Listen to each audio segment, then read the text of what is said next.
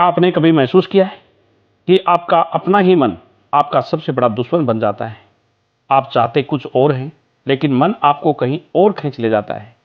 आप शांति चाहते हैं, लेकिन मन आपका बेचैन किए रहता है। दोस्तों, मेरा नाम है सतवीर सिंह फौजी और मैं आपको बताने जा रहा हूं मन को जीतने की वो 5 आसान पर शक्तिशाली विधियां, जो अगर आपने समझ ली और अपनाई तो मन आपका मालिक नहीं बल्कि आपका सेवक बन जाएगा। और जब मन आपका सेवक बन जाता है, जीवन बदल जाता है। अब सवाल है कैसे? तो आइए शुरू करते हैं इन 5 रूपांतरकारी विधियों के बारे में। पहली विधि, सांस पर ध्यान। सांस पर ध्यान देने का अर्थ है हर श्वास के साथ यह अनुभव करना कि हवा शरीर में प्रवेश कर रही है और हर निश्वास के साथ तनाव और विचार बाहर निकल रहे हैं। धीरे धीरे मन शांत होने लगता है, शरीर हल्का महसूस करता है और भीतर स्थिरता जन्म लेती है। शुरुआत में मन भटकेगा, पर यही साधना है। हर बार जब ध्यान भटके, बस धीरे से उसे सांस पर वापस लाना है। लक्ष्य विचारों को रोकना नहीं, बल्कि उनसे ऊपर उठकर जागरूक होना है। दूसरी विधि है विचारों को देखना, पकड़ना नहीं।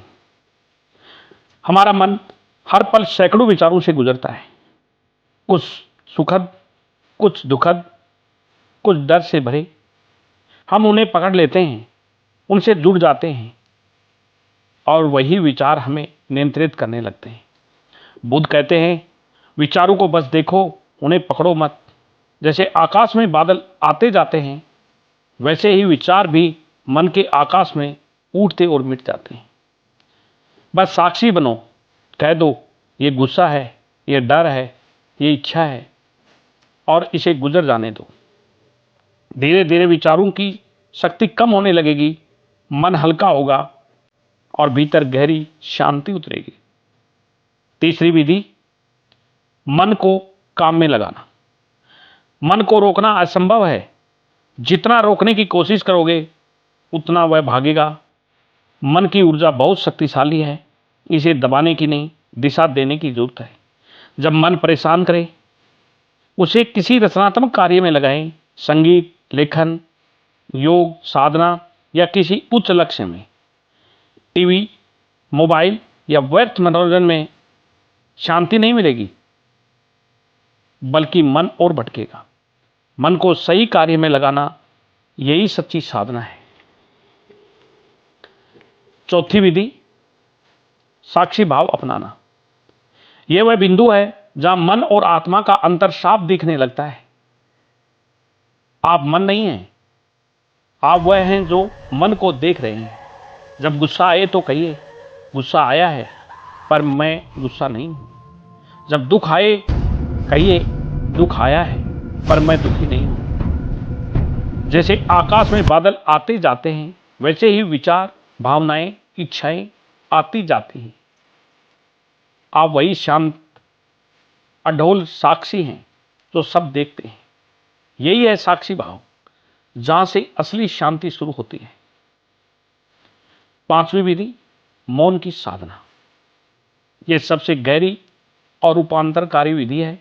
मौन वह द्वार है जहां मन का शोर समाप्त होता है और आत्मा की आवाज सुनाई देने लगती है। हर दिन कुछ मिनट मौन में बैठिए। शुरुआत में बेचैनी होगी, लेकिन धीरे धीरे मौन की शांति का स्रोत बन जाएगा। मौन में ही मन थमता है, मौन में ही आत्मा की पुकार सुनाई देती है। अब सोचिए, अगर आपने इन 5 विधियों को समझ लिया और अपनाया, तो क्या मन फिर कभी आपका दुश्मन रह जाएगा? नहीं दोस्तों, तब मन आपका सबसे बड़ा मित्र बन जाएगा। लेकिन याद रखिए, सुनना काफी नहीं है, अभ्यास जरूरी है। हर दिन थोड़ा थोड़ा समय खुद के लिए निकालिए और अभ्यास कीजिए। मन को साधिए और फिर देखिए जीवन कितना सुंदर, शांत और हल्का हो जाता है। तो दोस्तों, अगर इस वीडियो ने आपको सोचने पर मजबूर किया, तो इसे लाइक करें, अपने दोस्तों के साथ शेयर करें और ऐसे ही प्रेरणादायक वीडियो देखने के लिए हमारे चैनल को सब्सक्राइब करना न भूलें। मैं हूं सत्यवीर सिंह फौजी। मिलते हैं अगले वीडियो में, तब तक के लिए जय हिंद।